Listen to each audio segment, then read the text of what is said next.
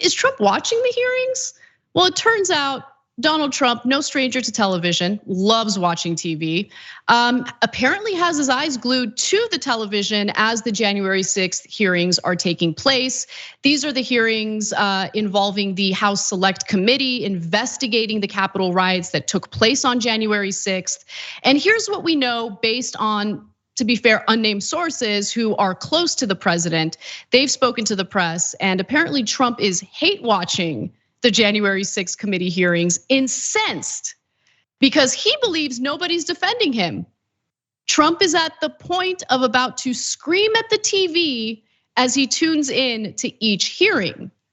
And in fact, he's reportedly ranting to anyone around him that will listen. A person familiar though with this situation denied this, saying this is not true. He has barely watched any of the hearings at all. Okay. I don't know if I buy that. I definitely am leaning in the direction of believing the other sources who say he is watching the hearings and he's really upset about no one defending him.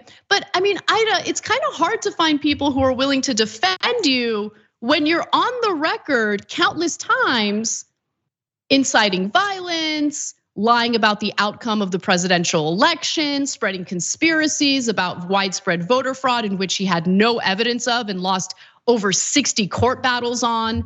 Like, who's gonna defend you? You lied. It's very clear. He's always been lying. He's been lying, I mean, Donald Trump inserted himself in the 5 young men in the Central Park 5, the young man, he inserted himself into that conversation. He has a history of just going around saying things that are not rooted in truth, that are always stoking fear, that promote his elitist ways. The people who support him, that continue to support him blindly, are people that he wouldn't spit on if they were on fire. If you see who he kicks it with celebrities, rich people, who have money and power. That's who he hangs out with. And of course he lies. He's allegedly committed adultery. He lied to his wife. I mean, he's lied to America over and over again on record. We could do side by side with all the lies that he told during his presidency. It just doesn't matter anymore. He feels like it doesn't matter what he does because the people who are gonna follow him are gonna blindly follow him so long as they stay over there. Because if you ever notice Donald Trump taking pictures with regular citizens, like those people who blindly follow him, pull up the pictures, show me pictures of Donald Trump. And if you see him, it's very few and far in between of him actually interacting with the people. Like he doesn't, he's an elitist and he's a liar and he is just doing whatever and that he can do to maintain power because to him it's fun. It's a little game. It's a little game and another way to make money. It ain't about this country and making the country great. It's about continuous. He found another hustle. And he's not a good businessman. Everything he does is a hustle, right? Yeah, I mean, absolutely. And what's really interesting though, is that he's furious that there aren't like Matt Gaetz type people serving on the committee, which by the way, if they ended up serving on the committee, he'd be very upset. Like if it was announced prior to the investigation and the hearings taking place that, hey, this is the bipartisan select committee and they included people like Matt Gaetz or Marjorie Greene, he would be upset that they were taking part in the investigation. And that is exactly why the Republican leadership in the House, Kevin McCarthy, prevented them from doing it. Ask them not to do it. So right now, you can't win with Trump. That's what I love. That's my favorite thing about Trump, right? Because you have all these yes men like circling, yes, sir, yes, we will do whatever you want, sir. And then eventually, inevitably, either they're going to fail to carry out something extreme that Trump is demanding, or they're gonna carry out exactly what Trump is demanding, and they're still gonna lose with this guy. Because there's no winning with these entitled, spoiled, criminal-minded losers. That's who Donald Trump is. That is who he is in his heart. It's who he has been since the day he was born, okay? And it's been reinforced over and over again through his lifetime of actions. So let's talk about this. Trump is angry at House Minority Leader Kevin McCarthy for pulling pro-Trump Republicans from sitting in that committee. Former President Trump has said privately for months that Kevin McCarthy's decision to pull pro-Trump Republicans from sitting on the committee was a mistake, one that has become clearer as Trump watches the hearings that are working to build the case that he should be criminally charged for conspiring to overturn the 2020 presidential election. And Trump's advisors are apparently triggered by the fact that they're no longer in power and can't manipulate this whole process. Several Trump advisors said that they were particularly frustrated. They had no insight into the committee's discussions, plans, and divisions so they could better prepare for what was coming. The criminals are really mad that they can't be part of the criminal investigation. They're so upset. Because that's the process in America. Remember, the police investigate the police to see if the police is doing something wrong. I think it was George Bernard Shaw that said, "A tyranny is a family ruled by its sickest member."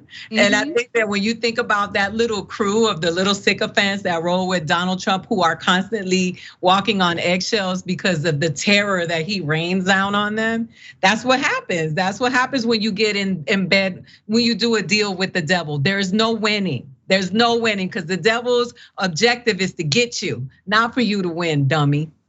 Exactly. And also, I mean, look, it's worth noting what McCarthy's reasoning was. Like, why was it that he discouraged Republican members of Congress from being part of this investigation and the select committee? Well, he believed that having Republicans play a role would legitimize the process, and he wants to say, look, this is just political, right? This is just Democrats engaging in a witch hunt. But it's really, really hard to make that case when you have not just one Republican member of Congress, Liz Cheney, serving in this investigation. And of course, Cheney is actually against Trump, one of the few Republicans who's very outspoken against Trump. You have Trump administration officials, people appointed by Trump, testifying against him during the hearings. Today, you had 3 high-level DOJ officials testify against Trump. All 3 of them, by the way, were appointed by Trump. And so, yeah, it's gonna be really hard for Kevin McCarthy or any Republican who sides with this madman to argue that this is like an illegitimate political process and nothing more. No, it's incredibly compelling. It's very well done, and the evidence is there. They came with the receipts. It's fun to watch, right? Because it's the chickens coming home to roost, as you said earlier. Like, even the people that he appointed, that he thought would be blindly, committed to him and what he says.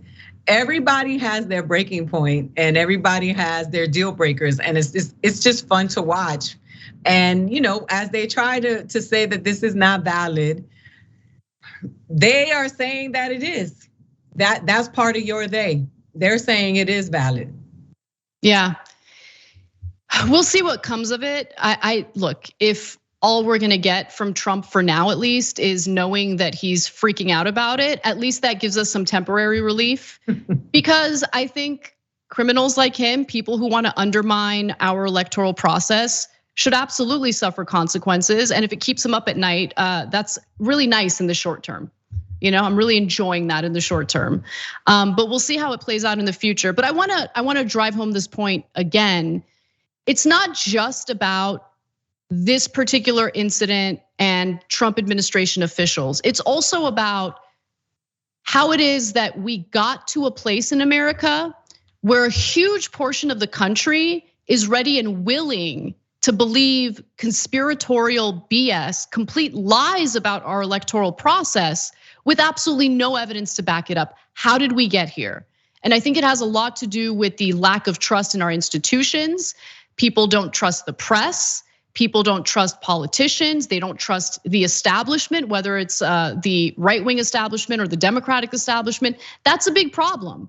And I think that this is a moment that should be reflective. Like, people should reflect on what they're doing wrong to get to a place in America where a huge portion of the country is willing to believe like the most insane lies imaginable. It's time to, get back to basic education. Readers are leaders, encouraging people to seek information for themselves. The lack of education is at the root of a lot of these issues. And I just hope that we start valuing that more, because that is actually the true ticket to freedom. Thanks for watching The Young Turks, really appreciate it. Another way to show support is through YouTube memberships. You'll get to interact with us more. There's live chat emojis, badges. You've got emojis of me, Anna, John, JR. So those are super fun. But you also get playback of our exclusive member-only shows and specials right after they air. So all of that, all you gotta do is click that join button right underneath the video. Thank you.